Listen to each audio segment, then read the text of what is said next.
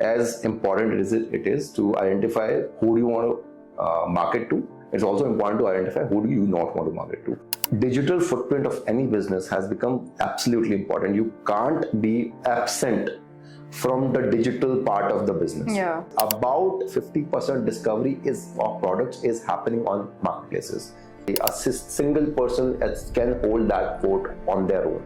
You don't even need additional people. What essentially happens is you have to figure out that how fast can you deliver, because food is an impulse purchase. I would not call it burn, I would call it investment. To start, the inertia is quite high when you're getting off the ground. Not all growth can come from throwing money at it. Right. Eventually, the game is retention. Yeah. The game is to have the same set of people buy again. Give you more business. Yeah. On D2C, you control the experience, but you don't have the demand. You have to generate the demand. Yeah. On marketplace, the demand is baked in. A beautiful looking website doesn't have to be the best converting website. Firstly, for all our viewers, welcome back to Growth Tales by ETML. Introducing our next guest, we have Rahul Dutta, who has worked in the growth and acquisition space for almost a decade and has worked with many digital disruptor brands like Lenskart, Licious, Wakefit, and most recently Wingreens Farms. So for starters, we'll just quickly jump into the questions. So Rahul, all the brands that you have worked with in the past are all established in their respective categories in the D2C space and have developed comfort and habit for their customers to buy respective products via digital medium. Do you think there was any one single secret recipe you observed across all these brands while being on their growth journey?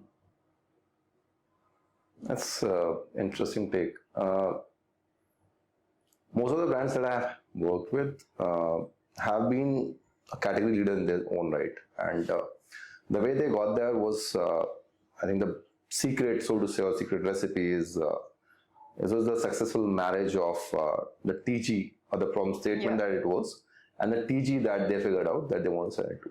So while you are working on selling something or working on a business, as important it is to identify who do you want to market to. It's also important to identify who do you not want to market to. So you have to very well confine your targeting to the right TG that you want to reach out to.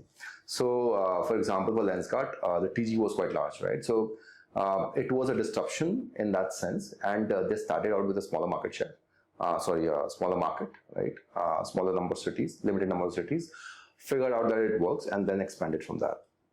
When I went there, they used to have about 350 stores, and then from there on, they grew to 600 by the time I left. There was almost a 2x growth in a span of 1.5 years to 2 years. Okay. So that's what they figured out. I mean, and if I were to take a specific use case of Licious, for example, right, the kind of audience that they have, they know that their audience that they are reaching out to are slightly more evolved in their phase, right? So they know that the age group that they want to reach out to, the people who would, because they're selling fresh chicken or fresh meat, for example, then somebody would have to cook that, and you would have to have somebody to cook that, right? The people who had the luxury of having a house help to help with that, or either they know or cooking themselves, right? So then they know, and then they are reaching out to people who are in metro cities. So disposable income becomes also a segment, also a factor in this. So that's the way in a socioeconomic strata and on a geographic and demographic way they figure out what the audience is. In case of Zivame, for example, Zivame knew that there was a problem in the segment that they're catering to women in terms of intimate apparel, that they want to remove the awkward interactions that happen when women go out to buy, right? And then they wanted to figure out a way to ease out women from that, right?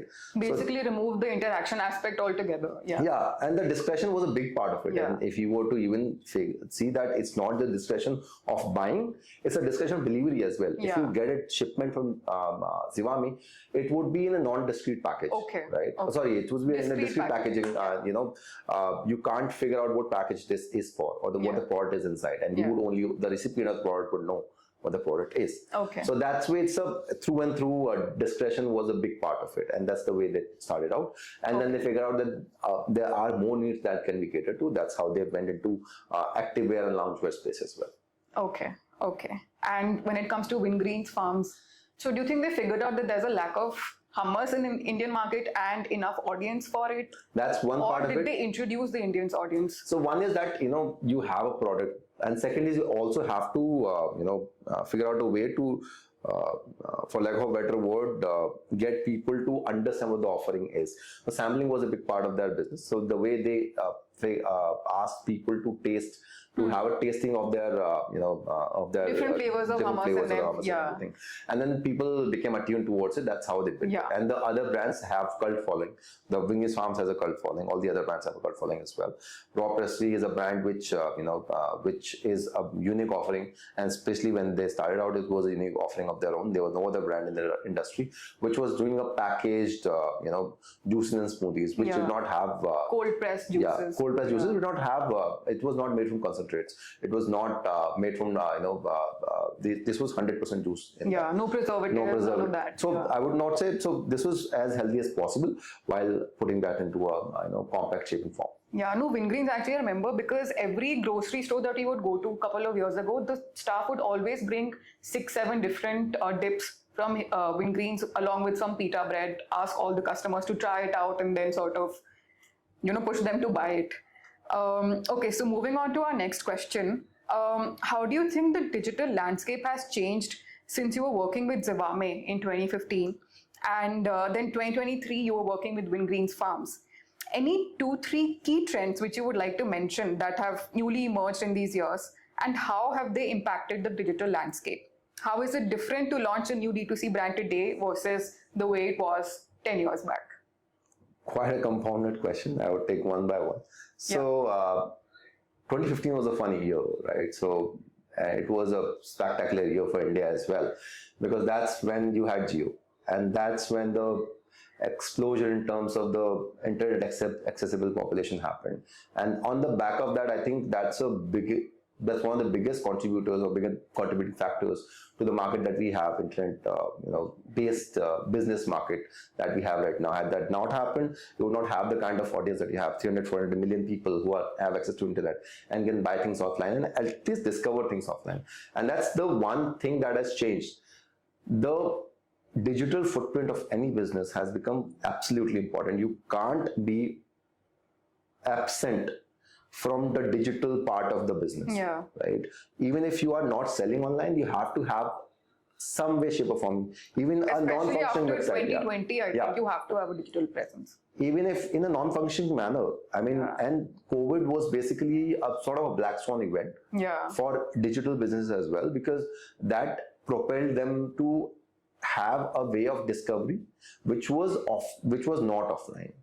In a way that could bridge the gap between that was left, very big gap that was left because of COVID. There was interaction that were not happening person to person, that you would not be able to interact in an offline manner, and you would have to have some way, shape or form in which you can have an interaction, and that was held through digital landscape. And that's the way that the internet population grew from there on, and which is the way that became important for the businesses to have more and more digital footprint. And you would think that normally the brands that are not in the uber luxury segment, right, would not probably have to have that. But even brands like LVMH's basket of brands, even they are coming up with their own D2C website, and that is basically a way of saying that is needed in this day and age, right? So even that doesn't matter how much luxury that you're selling, doesn't matter how expensive it is, the discovery has to be online. And the second point that on the back of it is about discovery. Primarily, all the buying decisions that happen right now, a substantial chunk of them, and I would go as far as saying more than 50-60% of discovery happens in the online, to the tunes of 80% in some cases happens online. That every brand positioning, solutioning is discovered online in some shape or form, right? You might not be the first person to discover it, somebody would discover it and tell you, right? It might not happen in a first degree manner, but it would essentially happen online. It would originate online. And that also goes to say that, that earlier what you used to do was that any product per se that you want to buy, right, that has any consumer facing need, right? Could be B2B, B2C, whichever way. The discovery of that usually would happen on Google. or Facebook, because you can't search on Facebook, so you would come across it in a push set of way. But in the pull manner, when you want to, you have the intent to look for it, you have to the intent to search for it, then to understand more about it. That would be generally Google. Now what happens is about 50% discovery of products is happening on marketplaces.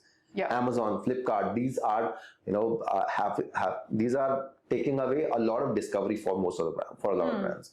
So that's the way the landscape has changed, and it is sort of distributed in terms of discovery coming from just amongst one all place, these platforms. amongst all the platforms. Where the chunk was between Google and Facebook initially, now it's divided in all these platforms now. Understood. Okay, so just the other part of the question. I think how is it different to launch a new D2C brand today versus how it was 10 years back? Yeah, I think I would. So I started working in 2013, right? And I was quite new to everything that happens in the digital landscape. I was an engineer, like probably half of the population in the country, and I had no prior knowledge of how this entire set of business works, marketing works specifically, right? And then the way it went about was I was initially inculcated into the whole internet business, how it works, the fundamentals of it. And then from there on, right, I got to understand that what are the platforms that you build your business on. The primary difference is how easily can you build that business? How easily can you be online? You might not be, so the building business is the supply part of it. How easily can you set that up? You have plug and play tools on every part of the business. You want to build up a website, a distribution platform per se. You have businesses, and even if you want to do B2B, you have platforms like Udan. Even you want to do B2C, you have platforms like Shopify. It's very easy, plug and play. A single person can hold that fort on their own. You don't even need additional people. And now it is becoming increasingly easy because you have platforms like this is very contemporary conversation about AI as well. So you have things like it is a helpful tool. It's a helpful tool. So it helps you in every way. You want to write copy, you want to have images, you want to have creative. All of that plugs into Shopify, which can easily build up a website, a distribution channel, right? You don't need a full team anymore. And then on the other hand, channels like Google and Facebook are also coming up with more ways to help the advertisers. It used to be a way to, you would have to gain a lot of knowledge to work on Google, and the entry barrier, even though was not as high, but you would still need to understand a lot more about it. Now what is happening is that there are two sides of the same coin. It's a double-edged sword. While Google is trying to make, Google and Facebook are trying to make things simpler, right, in terms of the kind of things that you can tweak. That also takes away from a lot of levers that you can pull in order to tweak what you want to gauge, right? So the way you want to run your marketing, and then let's say a lot of it is getting automated. So there are not a lot of controls in your hands anymore. Exactly, and the way that changes is that if you want to, a lot of metrics is also going away. So you can't measure almost everything. Everything that was available earlier, it's not something that you can measure as of now. There are more collated ways of understanding how the performance is going, and also Google is also coming up in a manner that the recent updates that shopping went away, the legacy shopping went away, and smart shopping is also going to be sunset, right? You have PMax, for example. I'm just diving a bit into specifics, so it would be easier. So PMax campaigns that came in, and then that probably has everything from a part of search to shopping to display to remarketing. They will do almost all of it, right? And RSA in search ad, you used to have ETA, right? So you used to be able to control what headlines would show at what ads. And that is something that has gone away. You were supposed to give a set of headlines, a set of descriptions, and Google will basically tell you what is going to work well for you, right? And there's little control on what comes. You can only control what comes before, but you cannot control what shows up where, what combination is going to show up. So there's a double-edged sword in figuring out what you want to do in terms of that. It's easier to get there, but also become more difficult to tweak things as you want. To customize it as per your needs. Understood. Moving on to the next question. What are some of the opportunities and challenges you have realized working in the category of food and beverages, especially from a digital perspective? I think one biggest challenge would be the shelf life for all of Yeah. these food and beverage items. I think that would be difficult to crack. Yeah, so on the supply side of it, obviously that's the supply side of it. That when you have problems with the logistics and you have things with the shelf life, as you said, the product itself, right? So what essentially happens is you have to figure out that how fast can you deliver, because food is an impulse purchase, right? And then specifically in a ready to consume manner, whatever you have ready to consume, ready to cook, even not ready to cook, it's not ready to consume manner, you have to have a product which is being sold on impulse most of the times, right? You want to buy something that you want to snack on, any pack of chips, any pack of dips that you want to snack on, that you want it right now. Yeah. Right? Yeah. You want to see it right now, you want to have it right now. And that way, in terms of as long as you can deliver that in a shorter time span, the less amount of shelf life is consumed in the transit, and most of that value is passed on to the consumer, right? Agreed. And that's essentially is one big point about this. And the other point about it would be the shelf life, which is that people are trying to elongate. So cold chain becomes a specific use case in point, basically, because cold chain products would have a shorter shelf life compared to anything else. That anything that has to be refrigerated throughout the supply chain, from first mile, which is from your warehouses, to your last mile, to the final delivery to the consumer, it has to be supplied in a temperature controlled manner, which is why it becomes more difficult and more expensive.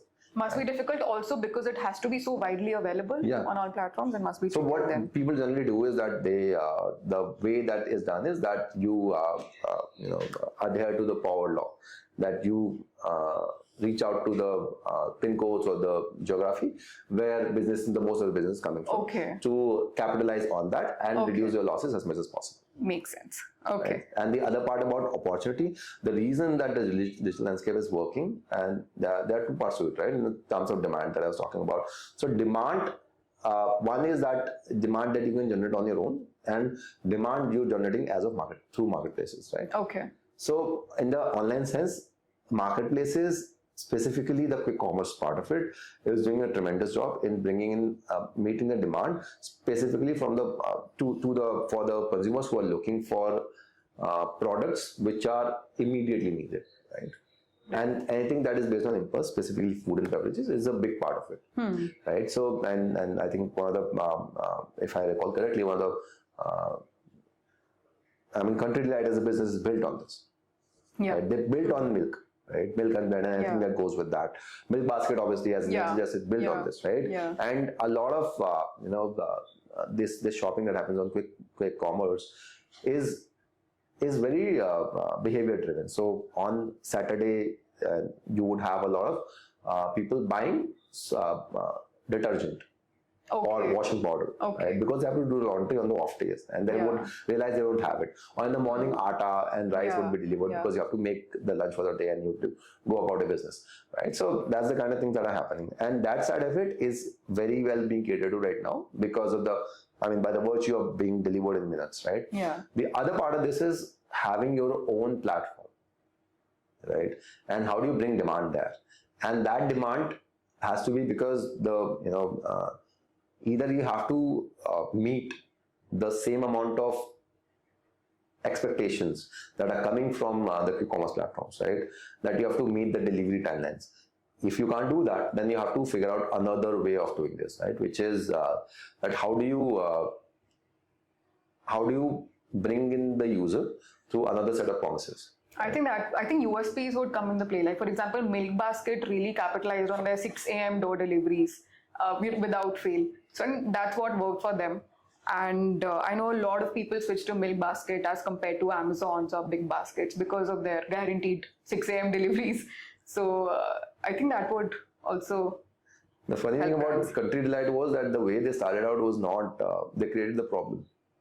They created the problem? They helped people identify the problem. Okay. They sent out the kits to test your milk. Okay. How pure your milk is. Okay. And that's how they identified the market. That these are the people who came up with their own milk. Then and then obviously the milk that they provide is pure, right? And then they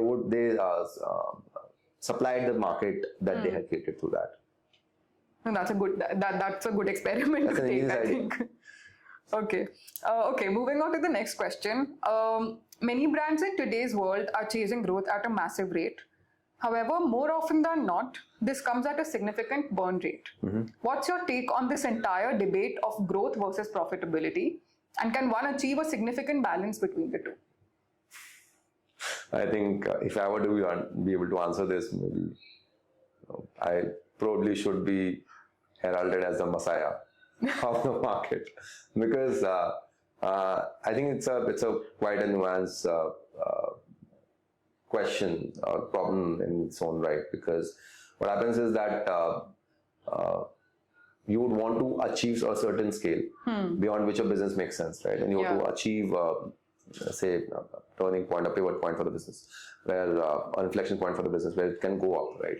And then to arrive at that point, you have to fuel it with the, I would not call it burn, I would call it investment. The investment, the initial investment that goes to bring a certain set of, like you have to start, the inertia is quite high when you're getting off the ground, right? And when you're getting in the motion. But then the inertia becomes, much lower, right? Yeah. And that's the point, right? So when people initially want to fuel that growth, the investment is justified.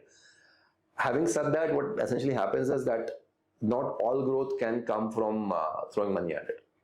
Right, yeah. Right. So if the first set of 1,000 users that you want to bring in, that is okay, that you want to pay a certain amount of acquisition cost for them. And but these users also have to be such that you are acquired through right means, and right means as in that the promises that you made are being kept beyond the first transaction, right?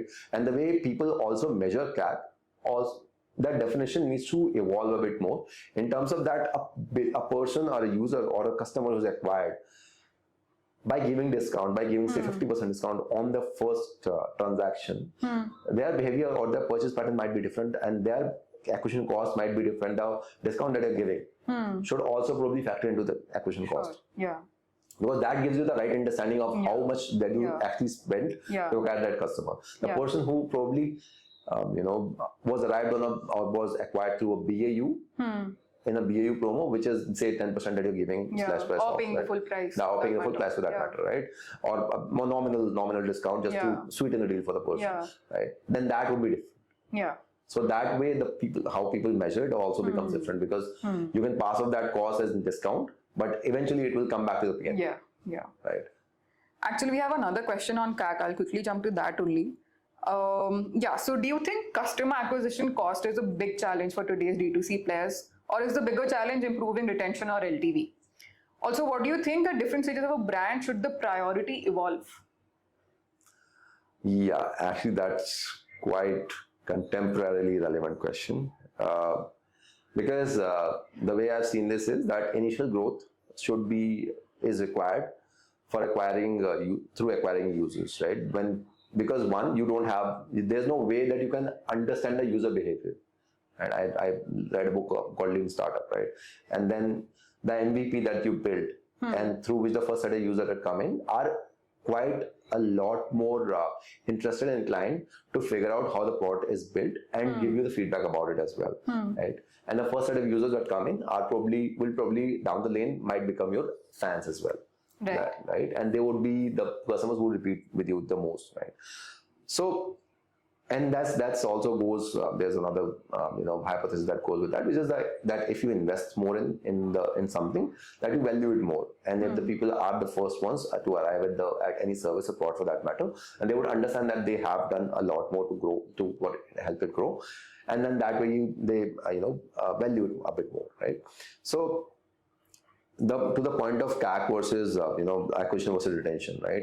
So in the first set of consumers that you acquire, you are supposed to do that in order to understand the behavior of the consumers, also see what can you do better. But eventually the game is retention. Yeah.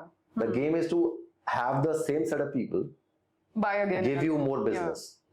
Buy again, come back to you. I mean, that's anyway cheaper than getting new customers. So it is. And also that, because if a person is going to, I would think this in terms of energy, right? And the person is coming more to you, very well likely to distribute that energy to other people as well. If they like a brand, they would probably convince their nearest folks, to their also friends and switch family to that brand. to also switch to that brand. Word of mouth. And word of mouth is the most profitable and the most impactful way of business and way of marketing that there can be. There's nothing more no marketing strategy or no way of marketing has considered more credence or has a lot more credit to it than word of mouth. Because it has a lot of credibility coming from the same person who's bringing this to you, right? And they feel they know the brand enough. And there's like also the a lot brand of faith that gets generated exactly, with that word trust of mouth. that is going in there. Yeah. Okay.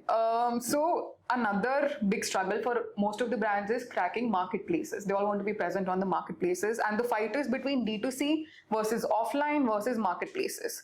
So how should a digital brand balance out? And what should be the focus areas to drive holistic growth of a brand in business? There is this urge for brands to be available across platforms. Like you said, be widely available, be available everywhere. So from D2C to marketplaces and in retail, do you think it's important to have a different proposition for each of the platforms? Do you think the brand should present itself differently for all of these platforms? And so what are your thoughts on this basically?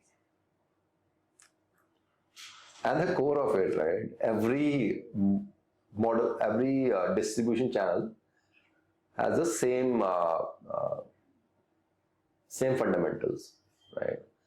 That you have to have discovery, right? You have to have positioning, and then you have to be able to convey the value that people should be able to figure out. And if this is happening through an online medium, specifically from a D2C, right, then you have to be able to convey that through a listing. You have a lot more real estate to do that, compared to a marketplace where it's not just your own. There's no fight among your own products. There are other brands also. There's other competition, right? And which they would build their own trust. They bring their own relevance, and then that is happening through that. And on the offline side, this is happening through shelf space.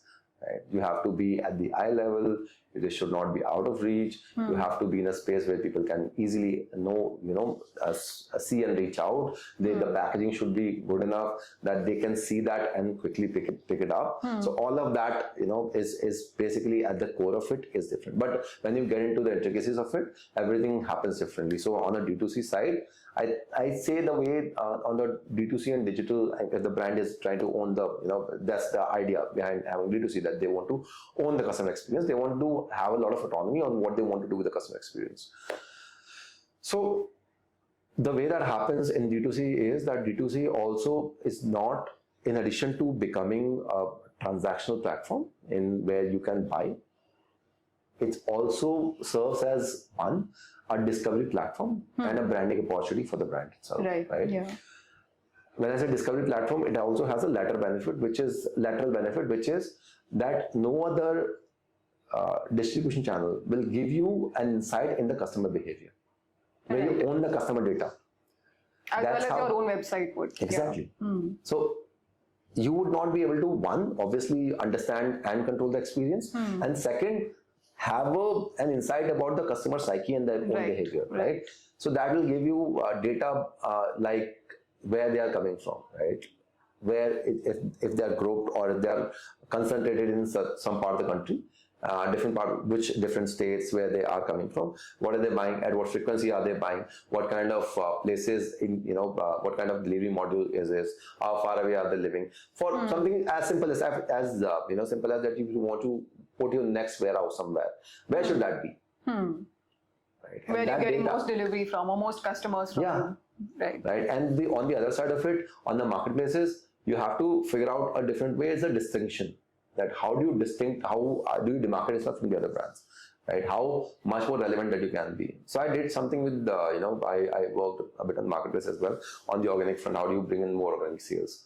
So the idea is how to bring foolproof listings, right? Foolproof listings. Okay. Yeah. So it starts with that, right? And then you have to figure out. I mean, it's a simple user conversion journey that you can figure out. That first is in how many places are you being visible, which is similar to impressions. How much impressions are you gaining? From there on, how many people are coming to your listings? and how many people are adding to cart and going to the buy box, right? So these three things that you have, based on that you can figure out what is going right or wrong on these ends. And on distribution channel, which is something that I probably have the least experience with, has to do a lot with relationships, right? And that's probably the extent of my knowledge about this. For example, like a Wingreens or a Licious will have to be present on D2C platforms. For a Lenskart, for example, they're not there on D2C and they're not there on marketplaces. They only have their own website or they're present offline. So that will also play a major role in the segment that the brand is working in currently. That's true. And see, the thing is that the two sides of having a marketplace, the debate between a marketplace and D2C is this. On D2C, you control the experience, but you don't have the demand. You have to generate the demand. On marketplace, the demand is baked in. You have to figure out the value that you can offer.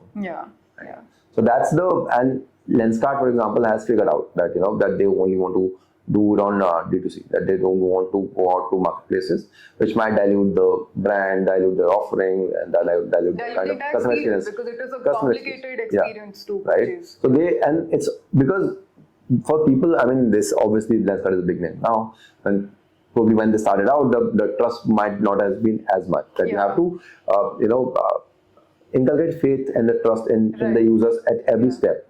And a lot of customization that would not be allowed and did not be available on marketplaces to hone and to control that customer experience and to enhance that customer experience. But that's the way it is.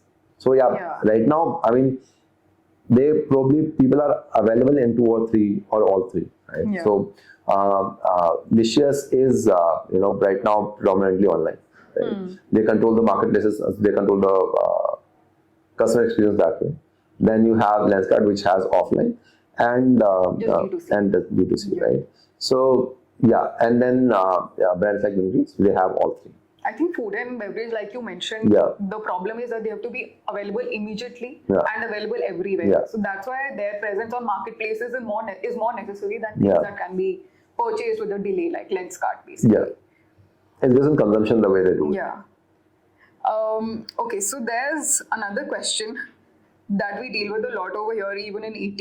What role does performance marketing play in the growth stack of brands operating in the new age food and beverage category? What are some of the platforms of choice for you and a growth marketer when it comes to driving clear ROI for a new age brand in and outside your category? Probably, if I didn't know much, I would say the next question that you would have is performance brand versus brand marketing. I'm going to get there. So the idea is, if you want to answer that question, I'll probably bring that in as well. So the idea and the kind of I wouldn't know better, at least till probably say 3-4 years ago, right? I used to be a staunch believer that what is brand marketing, you shouldn't do it. There's a lot of money that's going in, something that you can't measure. Right? And the kind of value you're driving out of it, I'm not sure where it's going, because I can see the money that I'm spending, every rupee that I'm spending, I can account then for the revenue that I'm getting, or any goal or metric that I can track, I can measure that against the money that I'm spending, right? And that's something that you're not getting in brand, so you should not do that, right? And then I was absolutely, corrected in every way possible, and the way that performance marketing and brand marketing I was able to remarket the kind of contribution that both of them bring has been very valuable to whatever I've been doing afterwards, right? The way I understand about marketing is this, and I don't believe anything that goes against this. That every marketing should bring revenue, right? And almost every marketing will bring in revenue in the short term. That the fuse should not be so long that the bomb will never go off, right? And the patient is basically that you do the campaign, operation successful, patient is dead, right? So things like that should not be basically happening. That should not be the faith in when you're doing brand marketing, right? So the marketing, the way I understood is performance is something that you can that would be beneficial from mid funnel to bottom funnel. right? And in terms of the channels that come in, right, you can also have discovery coming in, but that happens without the existing intent in most cases. Apart from, there are two sides of marketing, which one is pull, one is push, right? So pull is where you have existing intent with the users, and push is where you don't have the intent. People are discovering this because you are pushing the offering or the solution or the product to them, right? So that's essentially how it happens. And the most of the channels and most of the avenues that you have to market right now are to do with push side of things. Right? And when you do that in the forms that, that even though discovery is happening, this wouldn't be as beneficial to reaching out to those people. The people that you're reaching out to through the virtue or by the virtue of the platform that they're in, a lot of machine learning that goes behind it in analyzing the kind of behavior, customer behavior, and the user behavior that they say on the platform, based on the searches that you do, based on anything online footprints that you have. Online footprints that you have, online behavior that you have, they would be able to understand that you are more inclined to buy this.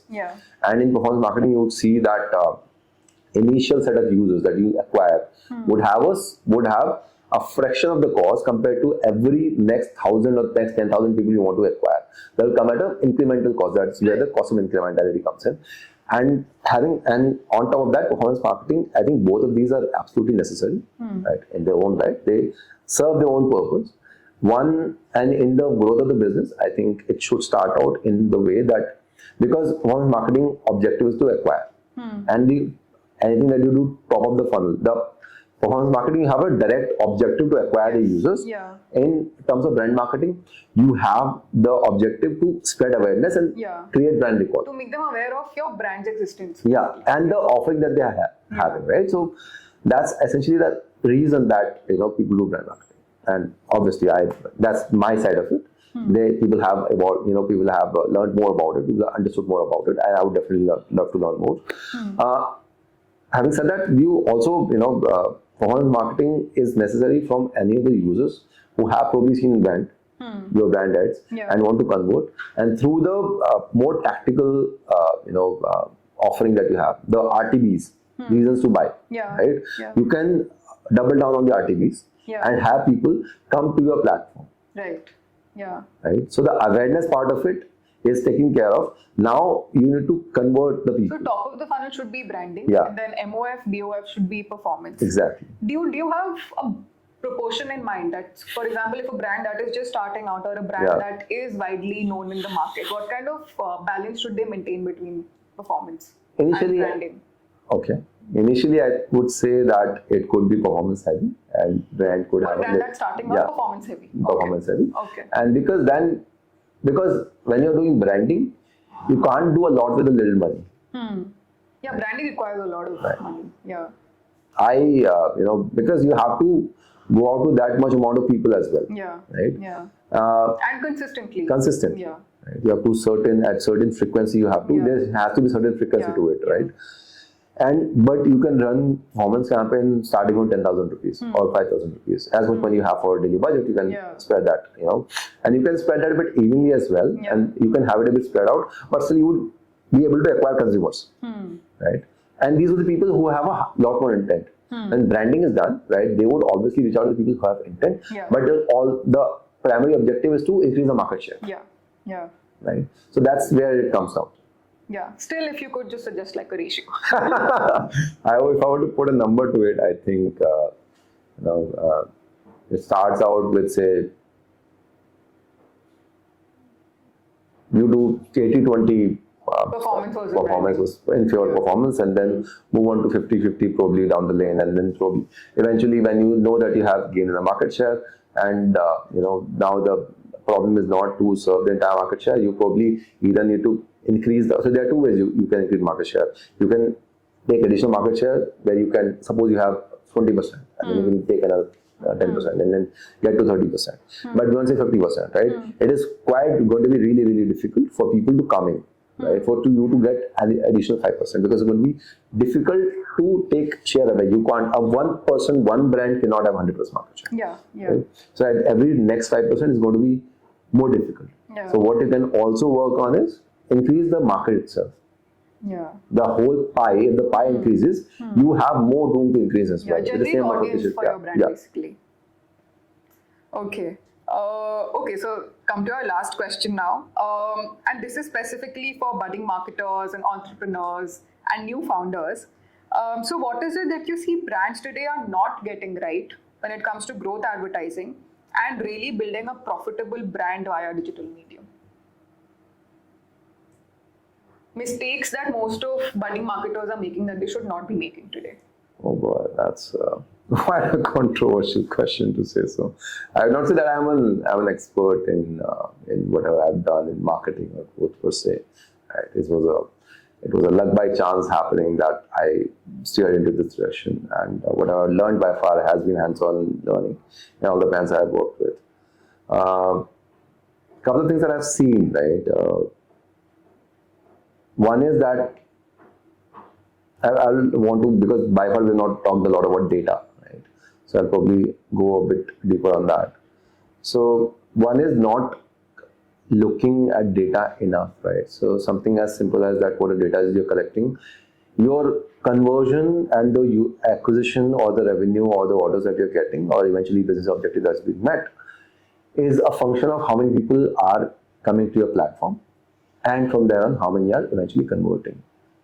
And while you can focus a lot on how many more people that you can bring on your platform, what happens down the line on the platform itself and the experience that you can control and the journey that you can control is also, if not as important, if not more, it's as important, right? Because in most of the cases, you're spending money to bring that traffic. Yeah. If you can't make your platform more efficient, then that's going to be, double whammy. One, you're spending the money, and second, you have a leaky problem, right? And then focus from there on, how do you increase your conversion to remove the inefficient system? And one thing I believe in is that progress over perfection. So that you can probably start out with everything that you have at your disposal. You don't need to believe that next thing that you're probably going to do a month later. You want to do this with that, and only then the growth will come. Yeah. You can start with whatever you have, whatever channels that you have, whatever tools at your disposal. You can start with that, and I absolutely trust that you will learn a lot, right? And that would be beneficial to whatever you're doing or do incrementally. So do more things incrementally instead of doing everything together. Right? That's one thing that I have learned. So I'll take you. We built a website, and then it was good looking website, right? But then it doesn't mean every good looking website. And this is words of a famous, a very, very wise person that I have had the chance of working with. He said that a beautiful looking website doesn't have to be the best converting website, right? So you have to look at the data more in terms of user behavior and understanding, and that could be in any platform. That is the learning that holds true for everything, right? If you work through first principle approach about every factor that contributes to a user becoming your customer, it would yield a lot more dividends than adding extra money to your marketing campaigns. Okay, I think that's all we're done with our questions. Thank you so much, Rahul, for taking our time today.